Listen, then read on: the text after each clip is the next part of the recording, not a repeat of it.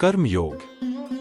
In the Bhagavad Geeta, Lord Krishna imparts the teachings of Karm Yog to Arjun, emphasizing the path of selfless action and devotion. Here are some key teachings of Karm Yog from the Bhagavad Geeta. Chapter 1, Arjun Vishad Yog. Lamenting the consequences of war. The Bhagavad Geeta, or the Song of God, was revealed by Lord Shri Krishna to Arjun on the threshold of the epic war of Mahabharata. A decisive battle between two sets of cousins, the Kauravas and the Pandavas, was just about to commence on the battlefield of Kurukshetra. A detailed account of the reasons that led to such a colossal war is given under Introduction, the setting of the Bhagavad Geeta. The Bhagavad Geeta is primarily a conversation between Lord Shri Krishna and Arjun. However, the first chapter begins with a dialogue between King Dhritarashtra and his minister Sanjay. Dhritarashtra, being blind, could not leave his palace in Hastinapur but was eager to know the ongoings of the battlefield. Sanjay was a disciple of sage Vedvyas, the author of the epic Mahabharata and several other Hindu scriptures.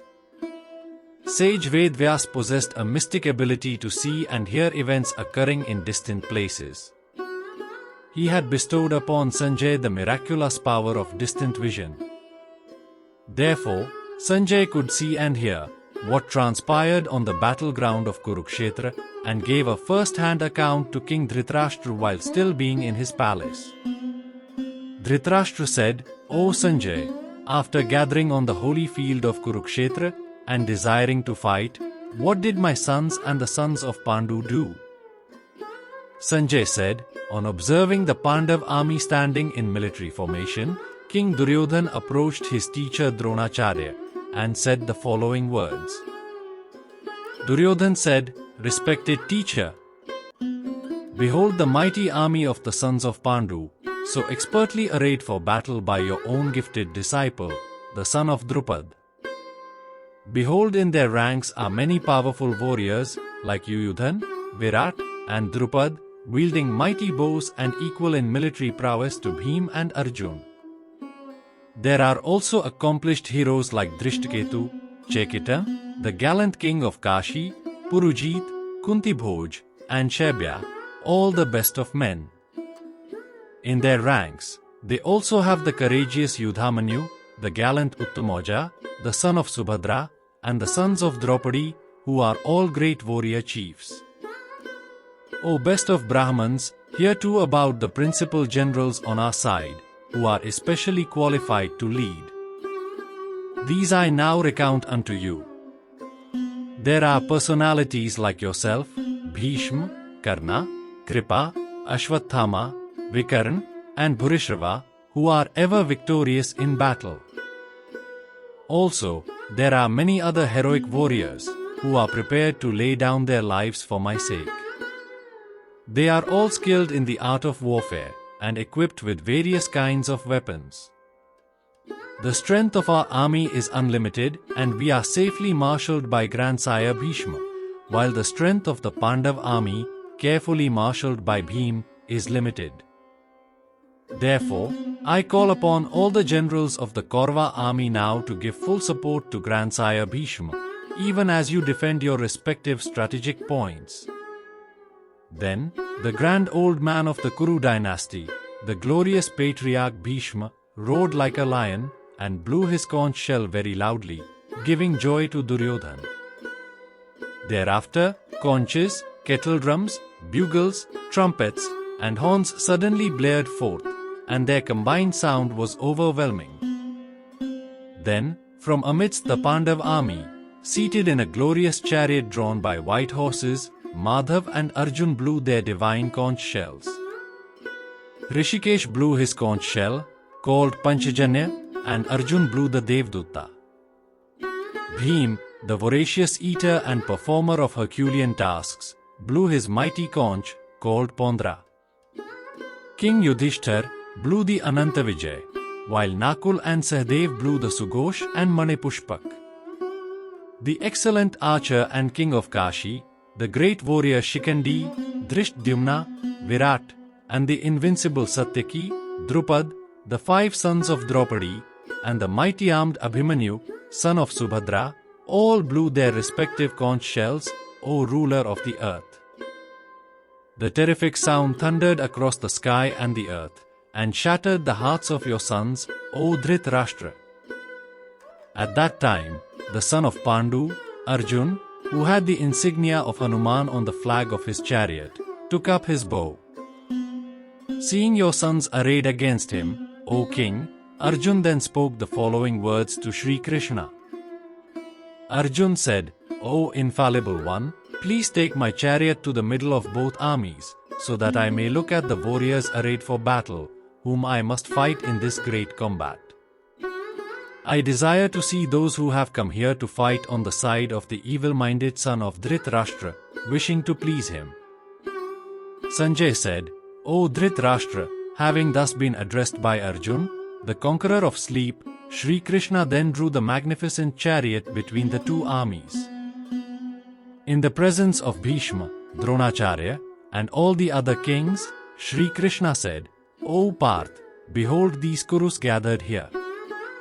There, Arjun could see stationed in both armies his fathers, grandfathers, teachers, maternal uncles, brothers, cousins, sons, nephews, grandnephews, friends, fathers-in-law, and well-wishers. Seeing all his relatives present there, Arjun, the son of Kunti, was overwhelmed with compassion and with deep sorrow spoke the following words. Arjun said, O Krishna, seeing my own kinsmen arrayed for battle here and intent on killing each other, my limbs are giving way and my mouth is drying up. My whole body shudders, my hair is standing on end. My bow, the Gandhiv, is slipping from my hand, and my skin is burning all over. My mind is in quandary and whirling in confusion. I am unable to hold myself steady any longer. O Krishna, killer of the Keshi demon, I only see omens of misfortune. I do not foresee how any good can come from killing my own kinsmen in this battle. O Krishna, I do not desire victory, kingdom, or the happiness accruing to it. Of what avail will be a kingdom, pleasures, or even life itself, when the very persons for whom we covet them are standing before us for battle? Teachers, fathers, sons, grandfathers, maternal uncles, grandsons, fathers-in-law, grandnephews, brothers-in-law, and other kinsmen are present here, staking their lives and riches. O Madhusudan, I do not wish to slay them, even if they attack me. If we kill the sons of Dhritarashtra, what satisfaction will we derive from the dominion over the 3 worlds? What to speak of this earth? O maintainer of all living entities, what pleasure will we derive from killing the sons of Dhritarashtra? Even though they may be aggressors, sin will certainly come upon us if we slay them. Hence, it does not behove us to kill our own cousins, the sons of Dhritarashtra, and friends. O Madhav, Krishna, how can we hope to be happy by killing our own kinsmen?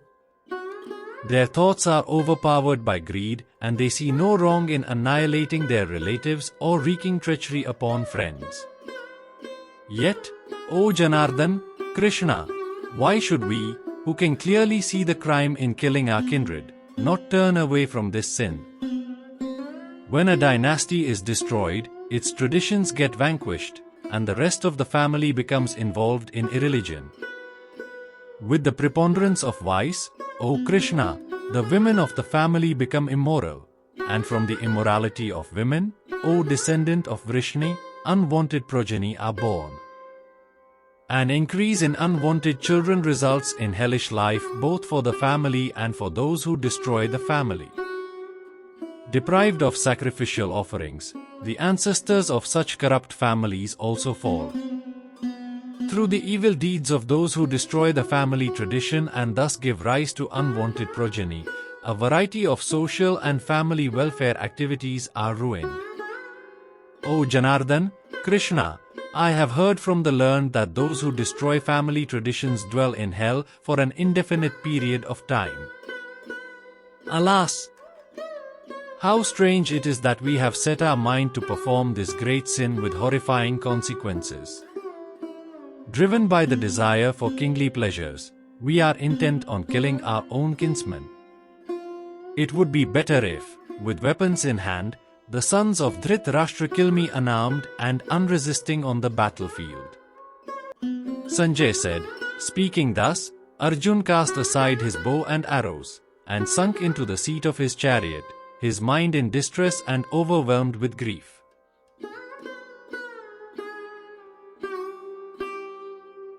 Chapter 2, Sankhya Yoga. The Yoga of Analytical Knowledge. In this chapter, Arjun reiterates to Sri Krishna that he is unable to cope with his current situation, where he has to kill his elders and teachers. He refuses to take part in such a battle and requests Sri Krishna to be his spiritual teacher and guide him on the proper path of action.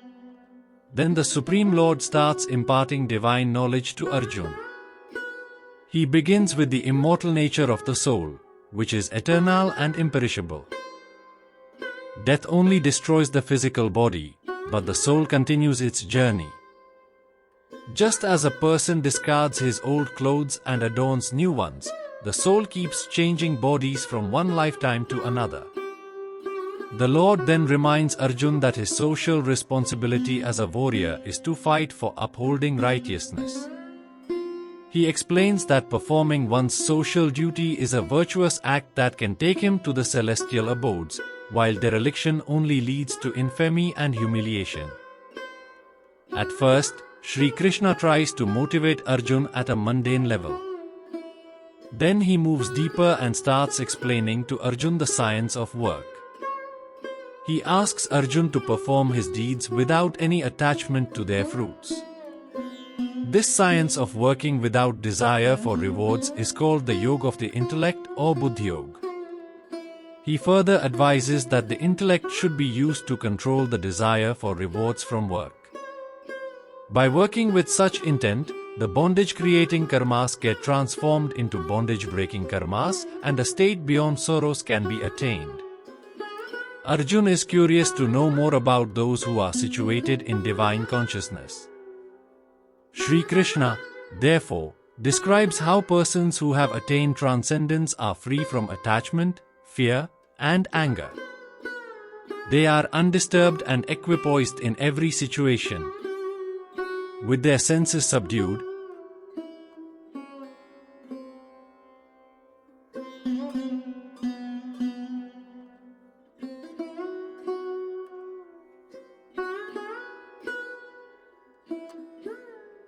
Sanjay said, seeing Arjun overwhelmed with pity, his mind grief-stricken, and his eyes full of tears, Sri Krishna spoke the following words. The Supreme Lord said, "My dear Arjun, how has this delusion overcome you in this hour of peril?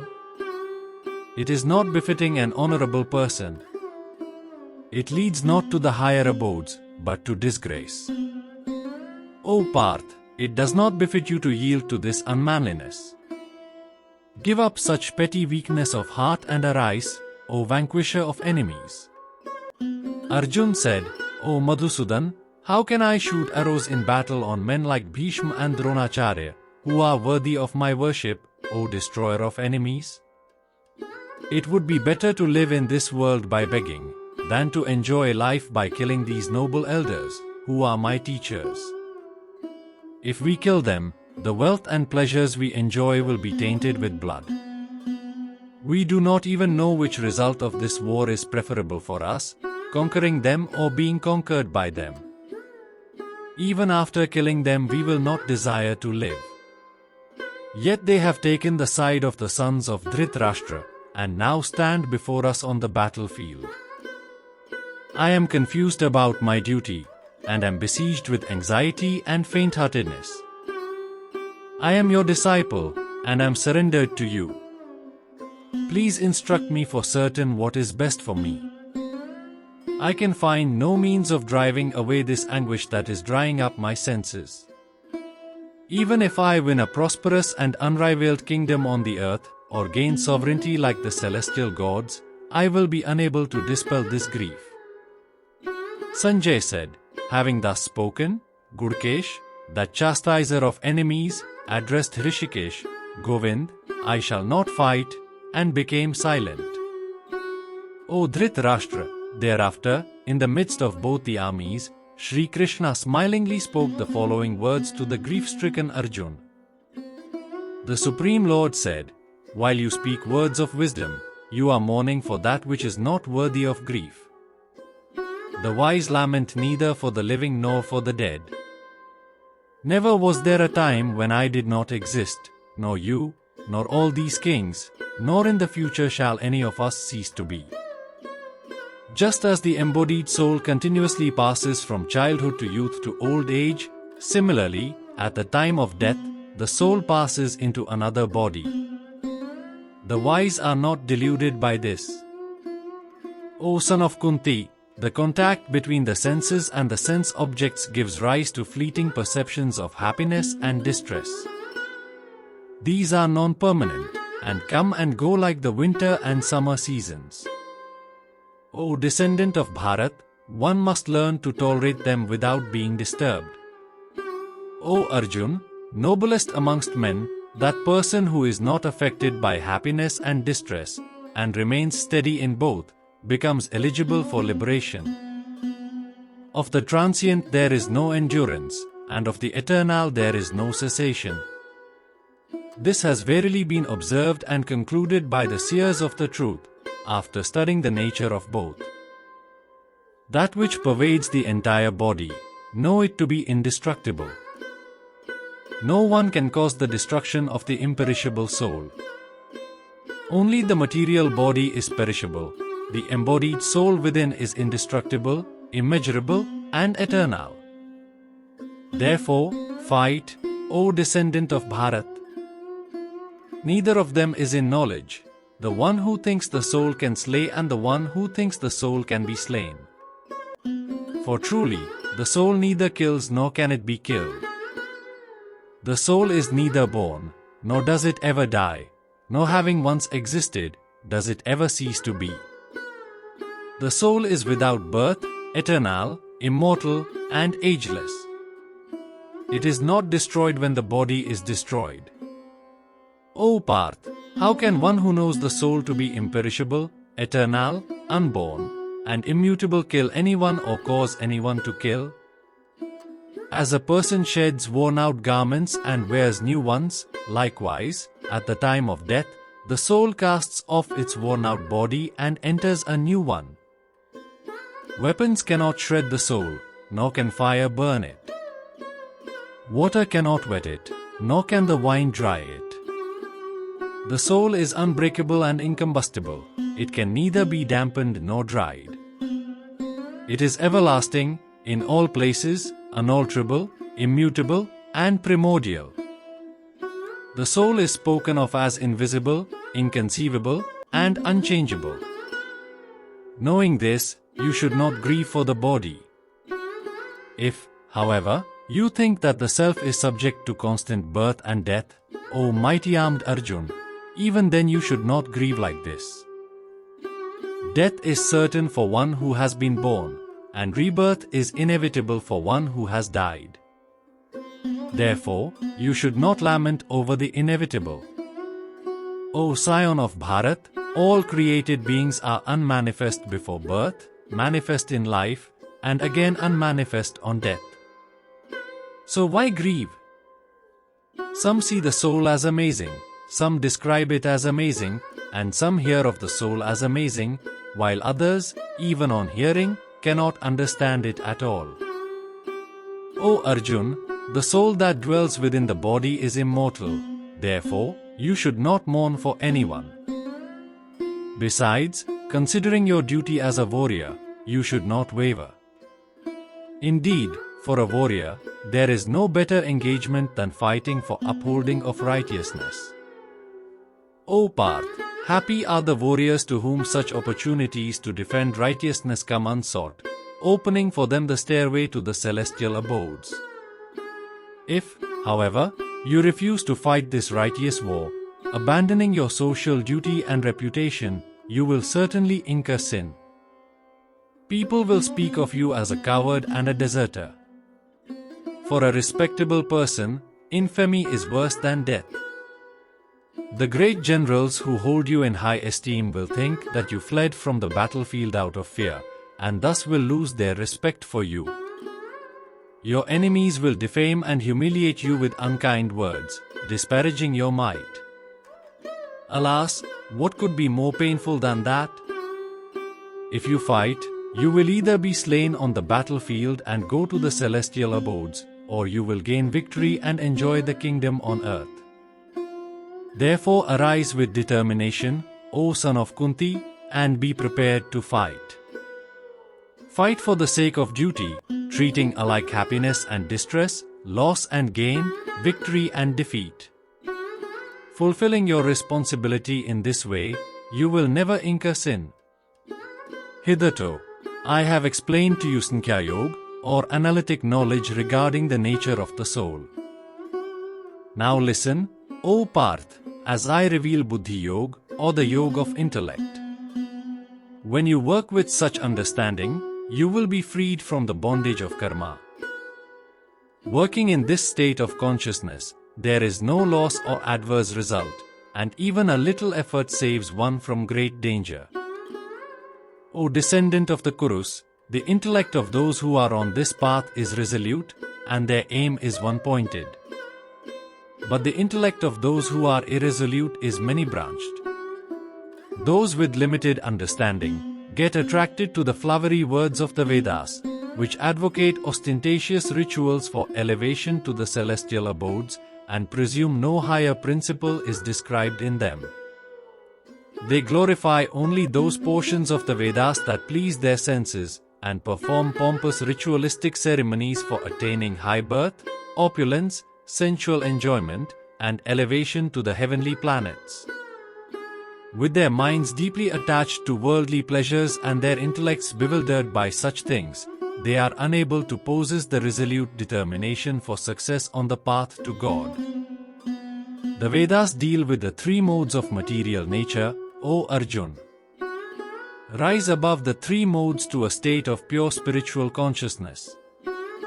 Freeing yourself from dualities, eternally fixed in truth, and without concern for material gain and safety, be situated in the self.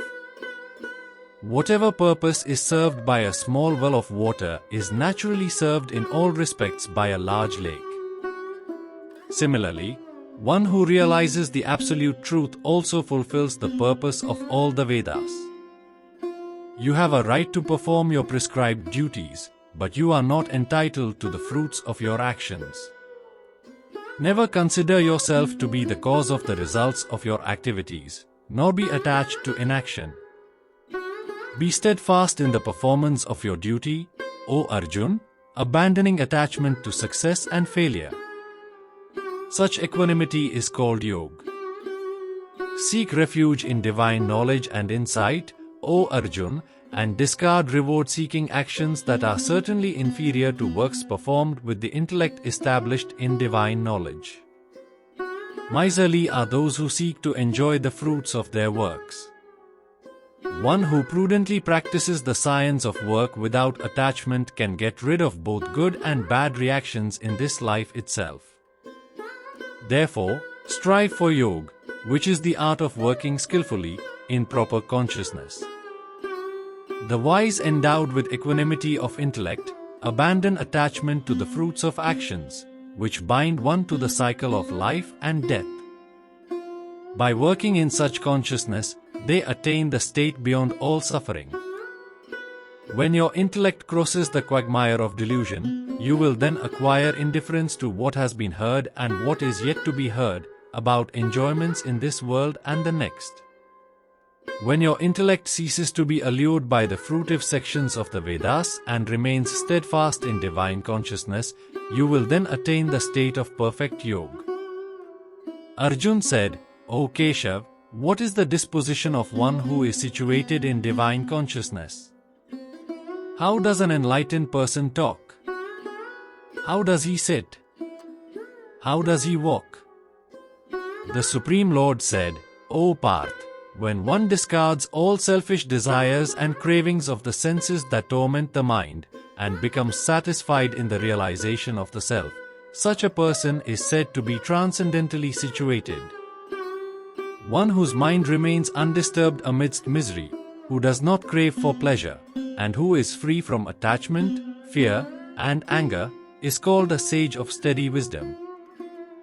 One who remains unattached under all conditions, and is neither delighted by good fortune nor dejected by tribulation, he is a sage with perfect knowledge. One who is able to withdraw the senses from their objects, just as a tortoise withdraws its limbs into its shell, is established in divine wisdom. Aspirants may restrain the senses from their objects of enjoyment, but the taste for the sense objects remains. However, even this taste ceases for those who realizes the Supreme. The senses are so strong and turbulent, O son of Kunti, that they can forcibly carry away the mind even of a person endowed with discrimination who practices self-control. They are established in perfect knowledge, who subdue their senses and keep their minds ever absorbed in me. While contemplating on the objects of the senses, one develops attachment to them. Attachment leads to desire, and from desire arises anger. Anger leads to clouding of judgment, which results in bewilderment of memory. When memory is bewildered, the intellect gets destroyed, and when the intellect is destroyed, one is ruined. But one who controls the mind, and is free from attachment and aversion, even while using the objects of the senses, attains the grace of God. By divine grace comes the peace in which all sorrows end, and the intellect of such a person of tranquil mind soon becomes firmly established in God. But an undisciplined person, who has not controlled the mind and senses, can neither have a resolute intellect nor steady contemplation on God. For one who never unites the mind with God there is no peace, and how can one who lacks peace be happy? Just as a strong wind sweeps a boat off its chartered course on the water, even one of the senses on which the mind focuses can lead the intellect astray. Therefore, one who has restrained the senses from their objects, O mighty armed Arjun, is firmly established in transcendental knowledge. What all beings consider as day is the night of ignorance for the wise, and what all creatures see as night is the day for the introspective sage. Just as the ocean remains undisturbed by the incessant flow of waters from rivers merging into it, likewise the sage who is unmoved despite the flow of desirable objects all around him attains peace, and not the person who strives to satisfy desires. That person, who gives up all material desires and lives free from a sense of greed, proprietorship, and egoism, attains perfect peace. O Parth, such is the state of an enlightened soul that having attained it, one is never again deluded. Being established in this consciousness even at the hour of death, one is liberated from the cycle of life and death and reaches the supreme abode of God. Chapter 3, Karm Yog, the Yoga of Action. Shri Krishna expounds on Karm Yog or the Yoga of Action in this chapter. He explains to Arjun that nobody can remain without action, even for a moment. Bound by their inherent modes of nature, all beings are always engaged in some work. Superior are those who practice Karm Yog and continue to work diligently to fulfill their responsibilities externally, but internally they are unattached to them. However, the hypocrites display external renunciation but internally dwell upon the objects of their senses. Shri Krishna says that all living beings are an integral part of God's creation and have roles and responsibilities to fulfill. Vedas prescribe performing yajna to please the celestial gods, who in return bestow material gains. These yajnas cause rains to fall, which aids in the production of food grains for the sustenance of life on earth. Those who live only for the delight of their senses and do not accept their responsibility in this cycle are sinful and living in vain, However, Sri Krishna says that when works or prescribed duties are performed as an obligation to God, they are also considered yajna, sacrifice. He then explains that unlike the rest of humankind, the enlightened souls are not obliged to fulfill their bodily responsibilities. They are situated in knowledge of the self and execute higher responsibilities of the soul. However, they do not abandon their social duties, as it may create disharmony in the minds of the common people who look up to them for inspiration. Therefore, the wise continue to work without any personal motive only to set good examples for others to follow, else, the ignorant may abandon their prescribed duties prematurely. Sri Krishna mentions one such example of the enlightened King Janak, who performed his earthly duties as an ideal king and father. Arjun then asks Sri Krishna why people commit sin, even when unwilling, as if by some force. Lord Krishna explains that lust alone is the sinful all-devouring enemy. Similar to a fire that is covered by smoke or a mirror covered in dust, desire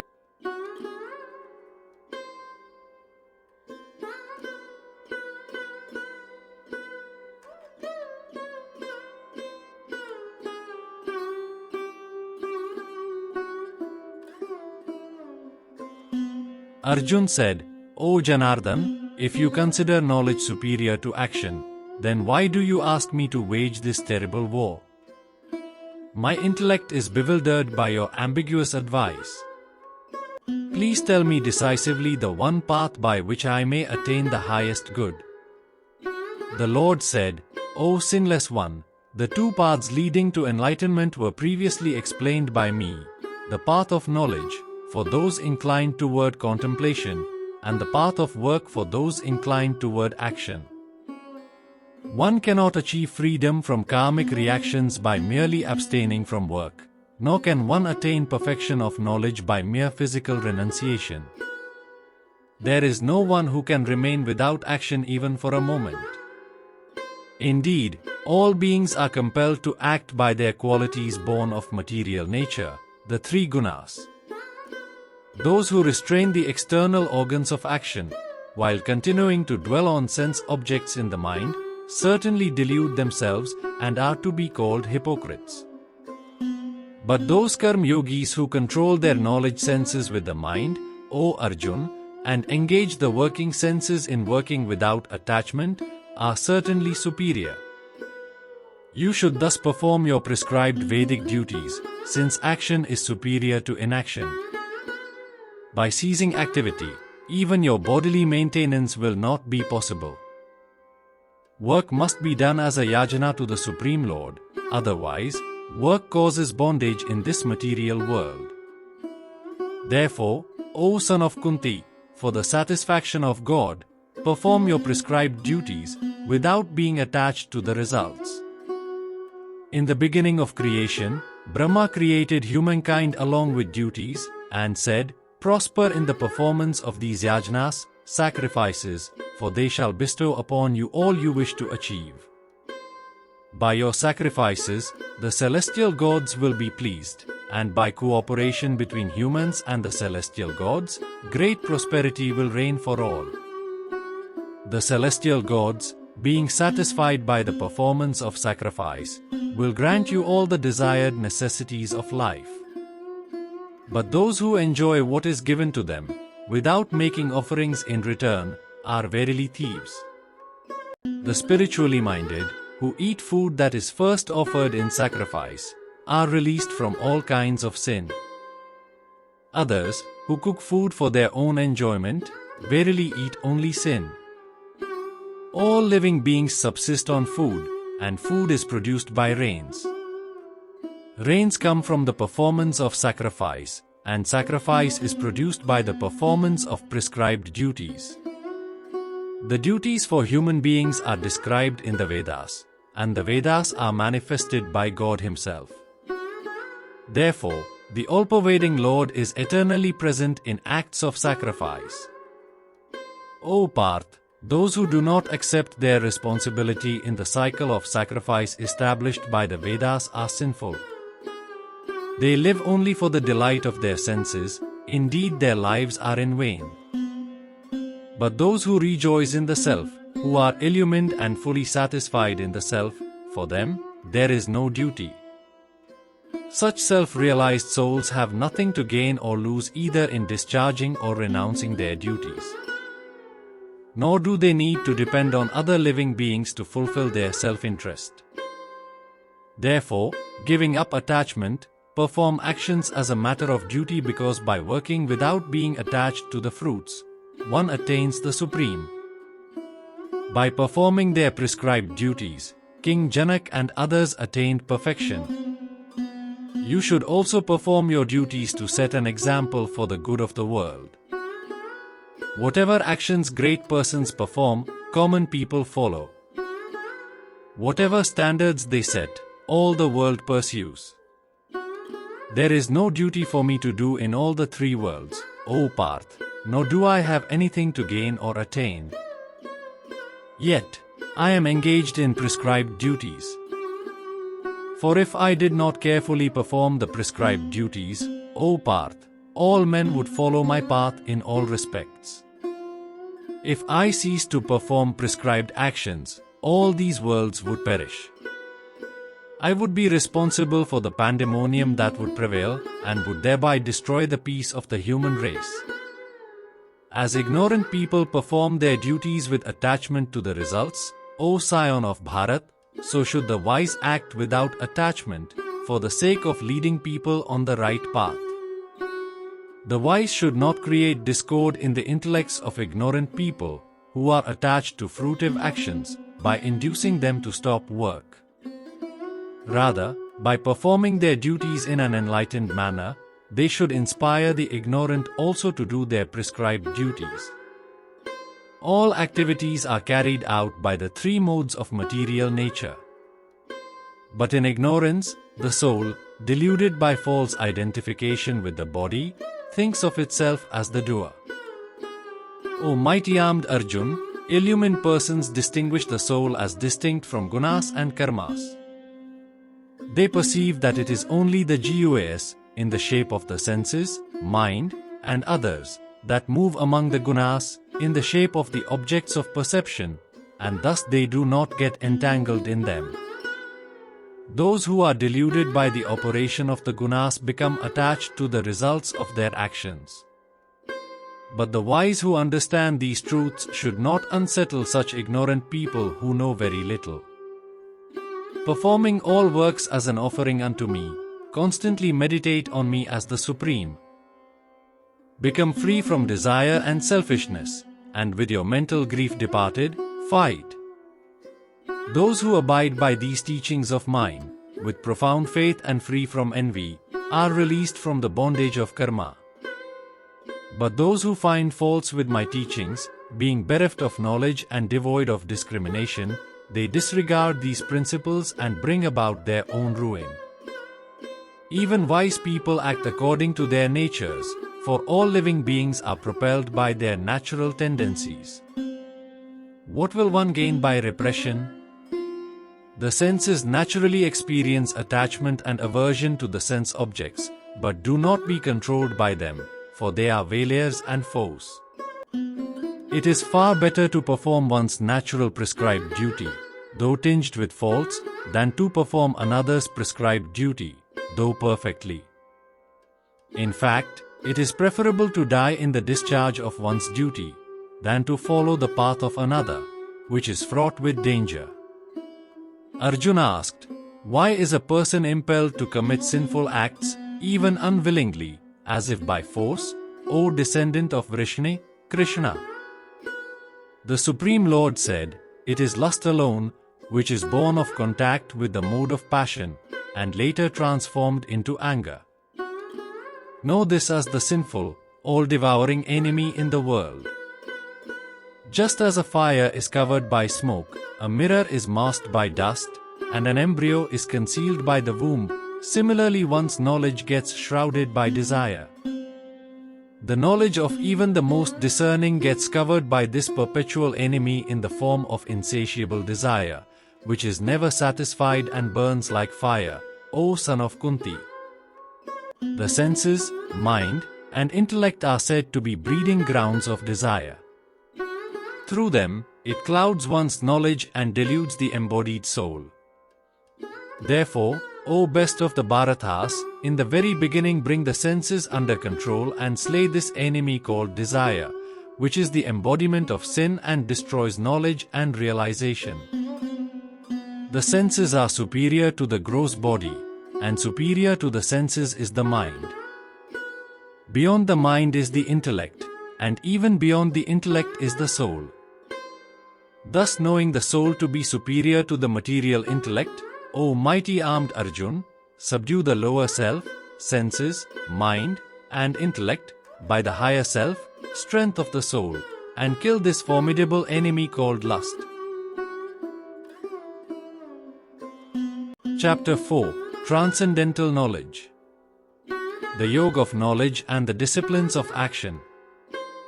To strengthen Arjun's faith in the knowledge he is imparting, Sri Krishna reveals its pristine origin in this chapter.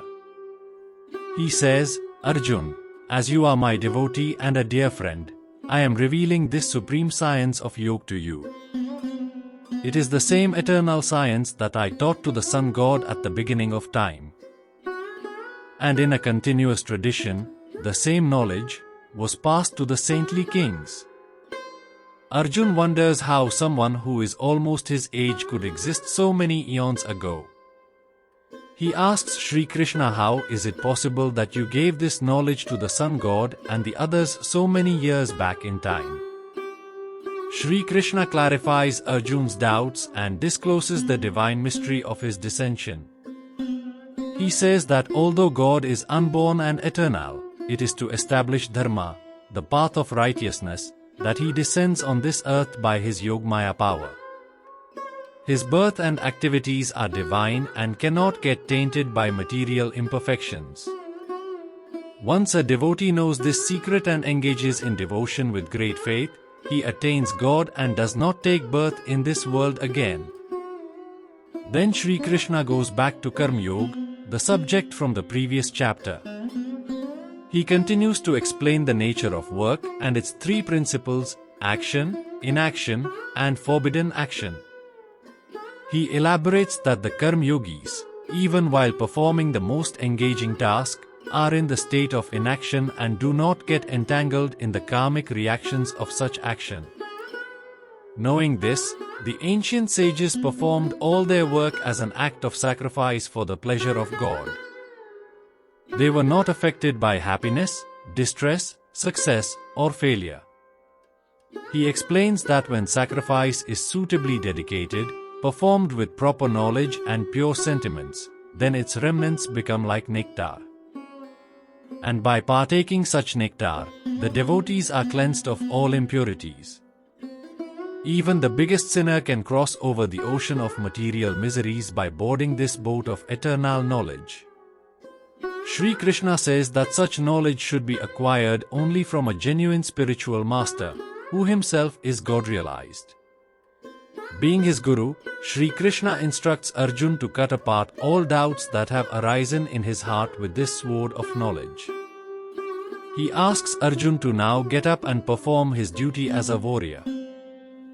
The Supreme Lord Sri Krishna said, I taught this eternal science of yoga to the sun god, Vivasvan, who passed it on to Manu, and Manu, in turn, instructed it to Ikshvaku. O subduer of enemies, the saintly kings thus received this science of yoga in a continuous tradition. But with the long passage of time, it was lost to the world. The same ancient knowledge of yoga, which is the supreme secret, I am today revealing unto you, because you are my friend as well as my devotee, who can understand this transcendental wisdom. Arjun said, you were born much after Vivasvan. How am I to understand that in the beginning you instructed this science to him? The Supreme Lord said, both you and I have had many births, O Arjun. You have forgotten them, while I remember them all, O Parantapa. Although I am unborn, the Lord of all living entities, and have an imperishable nature, yet I appear in this world by virtue of Yogmaya, my divine power. Whenever there is a decline in righteousness and an increase in unrighteousness, O Arjun, at that time I manifest myself on earth. To protect the righteous, to annihilate the wicked, and to re-establish the principles of dharma, I appear on this earth, age after age.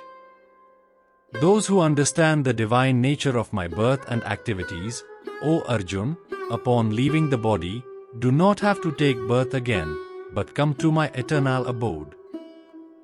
Being free from attachment, fear, and anger, becoming fully absorbed in me, and taking refuge in me, many persons in the past became purified by knowledge of me, and thus attained my divine love.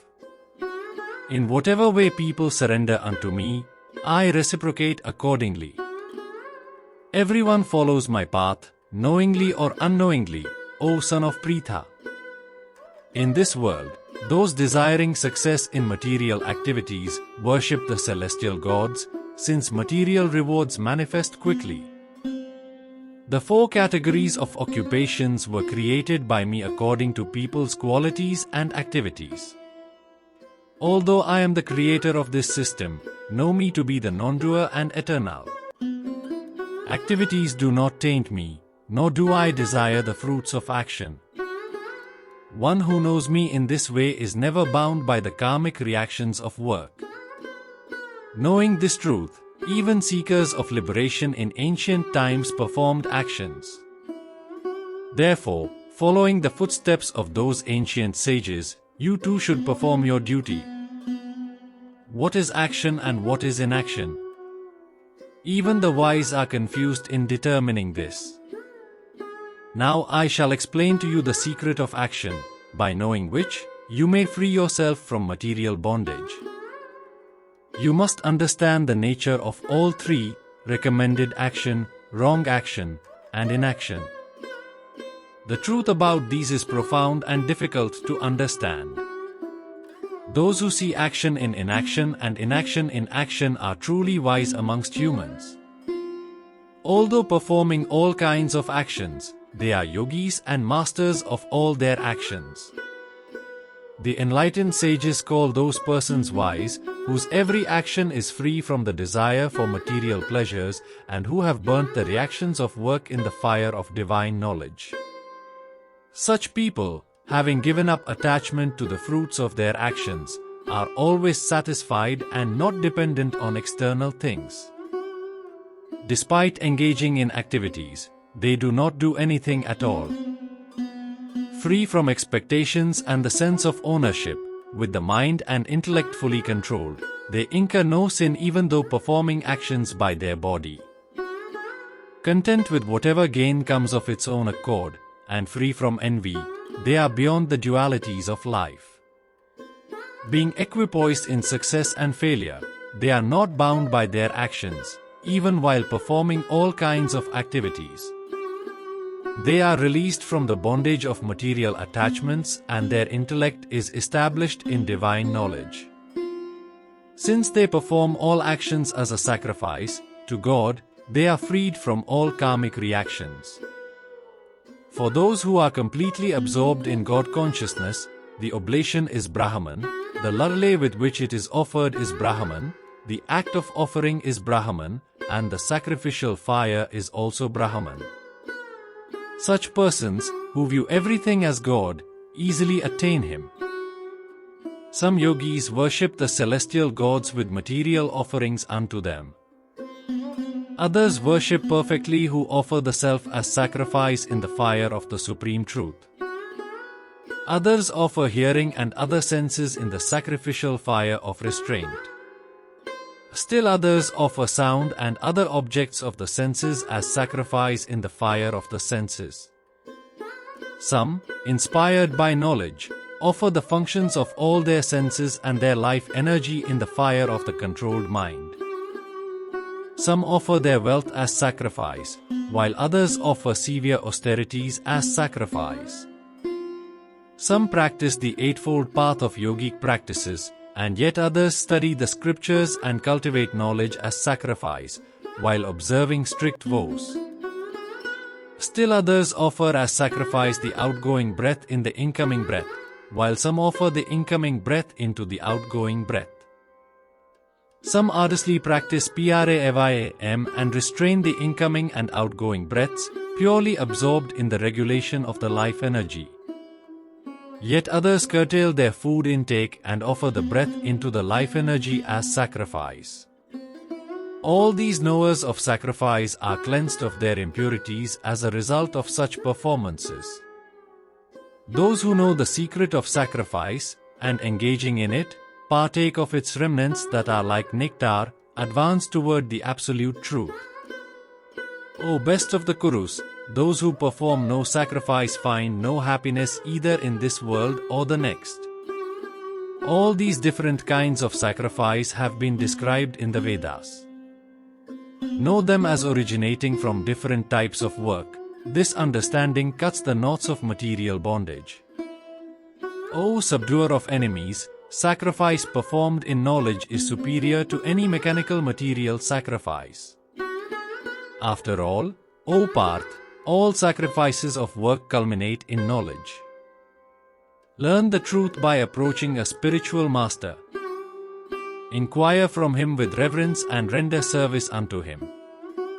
Such an enlightened saint can impart knowledge unto you because he has seen the truth. Following this path and having achieved enlightenment from a guru, O Arjun, you will no longer fall into delusion. In the light of that knowledge, you will see that all living beings are but parts of the Supreme, and are within me.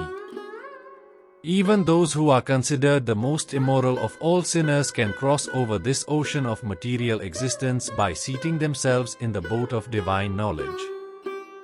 As a kindled fire reduces wood to ashes, O Arjun, so does the fire of knowledge burn to ashes all reactions from material activities. In this world, there is nothing as purifying as divine knowledge. One who has attained purity of mind through prolonged practice of yoga receives such knowledge within the heart in due course of time. Those whose faith is deep and who have practiced controlling their mind and senses attain divine knowledge. Through such transcendental knowledge, they quickly attain everlasting supreme peace. But persons who possess neither faith nor knowledge, and who are of a doubting nature, suffer a downfall. For the skeptical souls, there is no happiness either in this world or the next. O Arjun, actions do not bind those who have renounced karma in the fire of yoga, whose doubts have been dispelled by knowledge, and who are situated in knowledge of the self. Therefore, with the sword of knowledge, cut asunder the doubts that have arisen in your heart. O scion of Bharat, establish yourself in Karm Yog. Arise, stand up, and take action. Chapter 5, Karm Sannyas Yog. The Yoga of Renunciation. In this chapter, Sri Krishna compares Karm Sannyas Yog, the path of renunciation of actions, with Karm Yog, the path of work in devotion. He says, we can choose either of the two paths, as both lead to the same destination. However, he explains that the renunciation of actions is rather challenging and can only be performed flawlessly by those whose minds are adequately pure. Purification of the mind can be achieved only by working in devotion. Therefore, Karm Yog is a more appropriate path for the majority of humankind. The Karm Yogis with a purified intellect perform their worldly duties without any attachment to its fruit. They dedicate all their works and its results to God. Just as a lotus leaf that floats on water does not get wet, the Karm Yogis also remain unaffected by sin. They are aware that the soul resides within the body that is like a city with 9 gates. Therefore, they do not consider themselves to be the doer nor the enjoyer of their actions. Endowed with the vision of equality, they look equally upon a Brahman, a cow, an elephant, a dog, and a dog-eater. Seated in the absolute truth, such truly learned people develop flawless qualities similar to God. The ignorant worldly people do not realize that the pleasures they strive to relish from their sense objects are the very source of their misery. However, the Karm Yogis do not get any joy from such worldly pleasures. Instead, they enjoy the bliss of God, who resides inside them. Lord Shri Krishna then describes Karm Sannyas Yoga, or the path of renunciation. He says that the Karm Sannyasi control their mind, intellect, and senses by performing several austerities. By shutting out all their thoughts of external pleasures, they become free from fear, desire, and anger. And by including devotion to God in all their austerities, they attain long-lasting peace. Arjun said, "O Shri Krishna, you praised Karm Sannyas, the path of renunciation of actions, and you also advised to do Karm Yog, work with devotion. Please tell me decisively which of the two is more beneficial." The Supreme Lord said, "Both the path of Karm Sannyas, renunciation of actions, and Karm Yog, working in devotion, lead to the supreme goal. But Karm Yog is superior to Karm Sannyas. The Karm Yogis, who neither desire nor hate anything, should be considered always renounced. Free from all dualities, they are easily liberated from the bonds of material energy. Only the ignorant speak of Sankhya, renunciation of actions, or Karm Sannyas, and Karm Yog, work in devotion, as different. Those who are truly learned say that by applying ourselves to any one of these paths, we can achieve the results of both. The supreme state that is attained by means of Karm Sannyas is also attained by working in devotion. Hence, those who see Karm Sannyas and Karm Yog to be identical, truly see things as they are. Perfect renunciation, Karm Sannyas, is difficult to attain without performing work in devotion, Karm Yog, O mighty armed Arjun, but the sage who is adept in Karm Yog quickly attains the supreme. The Karm Yogis, who are of purified intellect, and who control the mind and senses, see the soul of all souls in every living being. Though performing all kinds of actions, they are never entangled. Those steadfast in Karm Yog always think, "I am not the doer," even while engaged in seeing, hearing, touching, smelling, moving, sleeping, breathing, speaking, excreting, grasping, and opening or closing the eyes.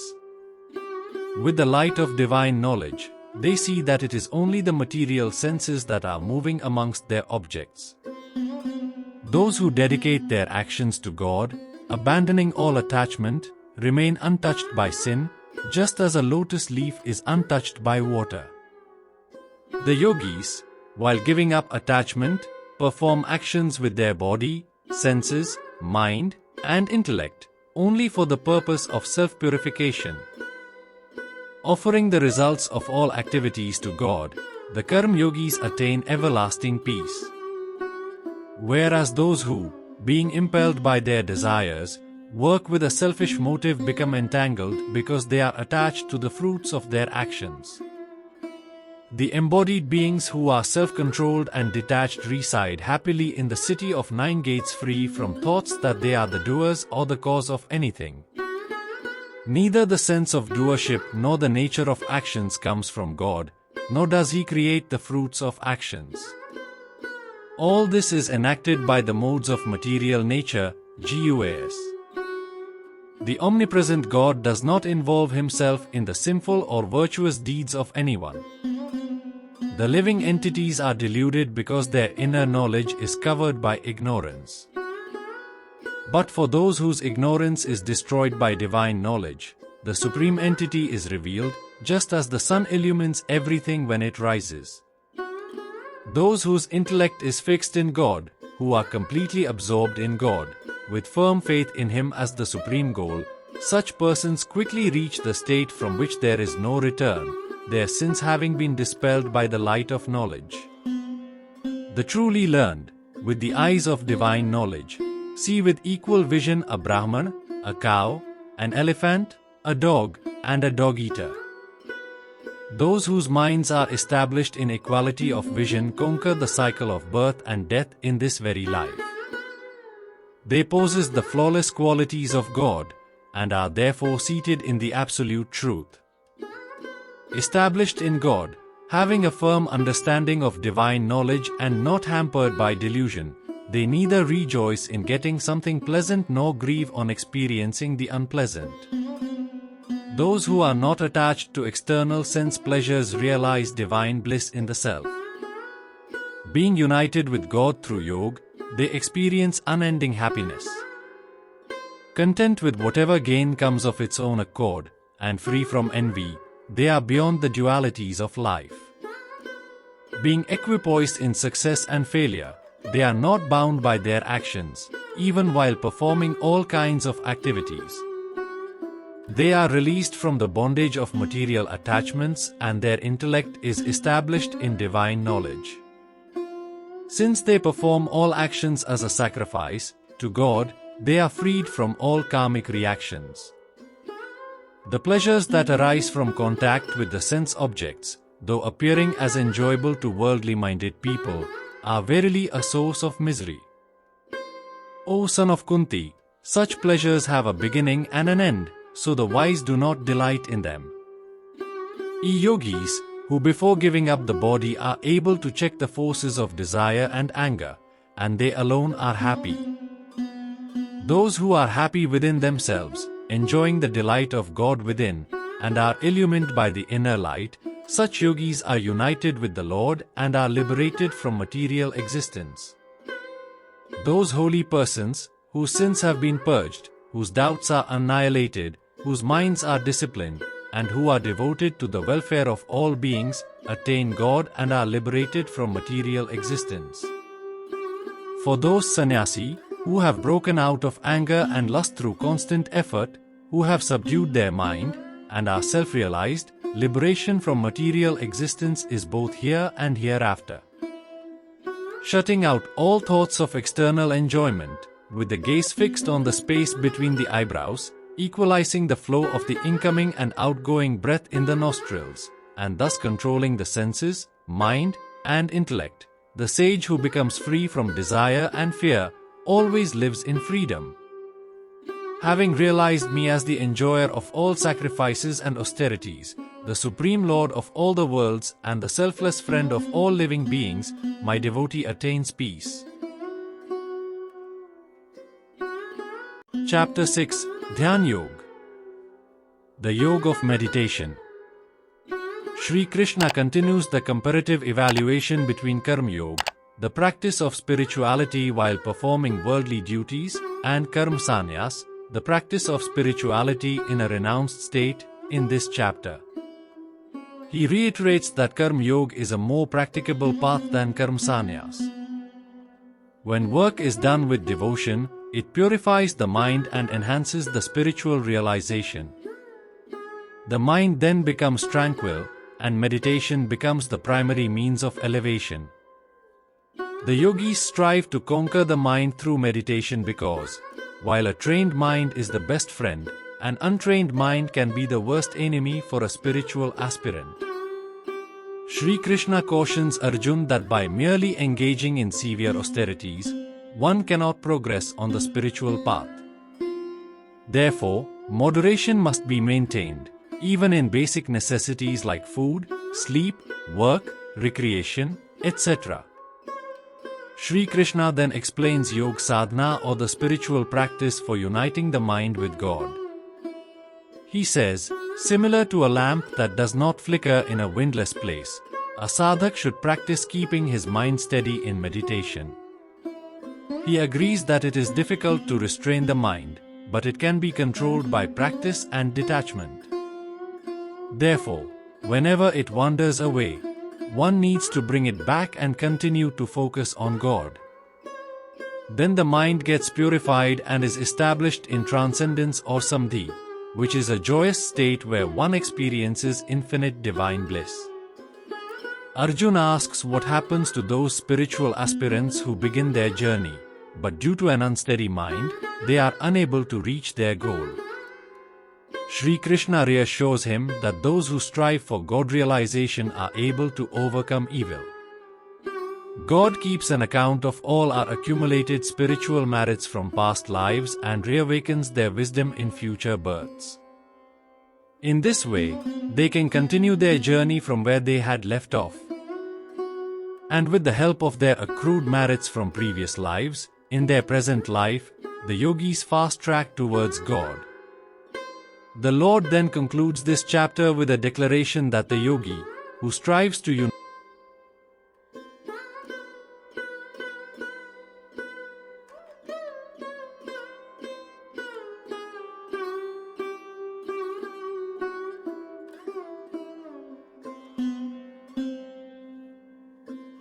the Supreme Lord said, "Those who perform prescribed duties without desiring the results of their actions are actual sannyasis, renunciates, and yogis, not those who have merely ceased performing sacrifices such as Agnihotra Yajna or abandoned bodily activities." What is known as sannyas is non-different from yoga, for none become yogis without renouncing worldly desires. To the soul who is aspiring for perfection in yoga, work without attachment is said to be the means. To the sage who is already elevated in yoga, tranquility in meditation is said to be the means. When one is neither attached to sense objects nor to actions, such a person is said to be elevated in the science of yoga, having renounced all desires for the fruits of actions. Elevate yourself through the power of your mind, and not degrade yourself, for the mind can be the friend and also the enemy of the self. For those who have conquered the mind, it is their friend. For those who have failed to do so, the mind works like an enemy. The yogis who have conquered the mind rise above the dualities of cold and heat, joy and sorrow, and honor and dishonor. Such yogis remain peaceful and steadfast in their devotion to God. The yogi who are satisfied by knowledge and discrimination, and have conquered their senses, remain undisturbed in all circumstances. They see everything, dirt, stones, and gold, as the same. The yogis look upon all, well-wishers, friends, foes, the pious, and the sinners, with an impartial intellect. The yogi who is of equal intellect toward friend, companion, and foe, neutral among enemies and relatives, and unbiased between the righteous and sinful, is considered to be distinguished among humans. Those who seek the state of yoga should reside in seclusion, constantly engaged in meditation with a controlled mind and body, getting rid of desires and possessions for enjoyment. To practice yoga, one should make an asan, seat, in a sanctified place, by placing kush grass, deer skin, and a cloth, one over the other. The asan should be neither too high nor too low. Seated firmly on it, the yogi should strive to purify the mind by focusing it in meditation with one-pointed concentration, controlling all thoughts and activities. He must hold the body, neck, and head firmly in a straight line, and gaze at the tip of the nose, without allowing the eyes to wander. Thus, with a serene, fearless, and unwavering mind, and staunch in the vow of celibacy, the vigilant yogi should meditate on me, having me alone as the supreme goal. Thus, constantly keeping the mind absorbed in me, the yogi of disciplined mind attains nirvana, and abides in me in supreme peace. O Arjun, those who eat too much or too little, sleep too much or too little, cannot attain success in yoga. But those who are temperate in eating and recreation, balanced in work, and regulated in sleep, can mitigate all sorrows by practicing yoga. With thorough discipline, they learn to withdraw the mind from selfish cravings and rivet it on the unsurpassable good of the self. Such persons are said to be in yoga, and are free from all yearning of the senses. Just as a lamp in a windless place does not flicker, so the disciplined mind of a yogi remains steady in meditation on the Supreme. When the mind, restrained from material activities, becomes still by the practice of yoga, then the yogi is able to behold the soul through the purified mind, and he rejoices in the inner joy. In that joyous state of yoga, called samadhi, one experiences supreme boundless divine bliss, and thus situated, one never deviates from the eternal truth. Having gained that state, one does not consider any attainment to be greater. Being thus established, one is not shaken even in the midst of the greatest calamity. That state of severance from union with misery is known as yoga. This yoga should be resolutely practiced with determination free from pessimism. Completely renouncing all desires arising from thoughts of the world, one should restrain the senses from all sides with the mind. Slowly and steadily, with conviction in the intellect, the mind will become fixed in God alone, and will think of nothing else.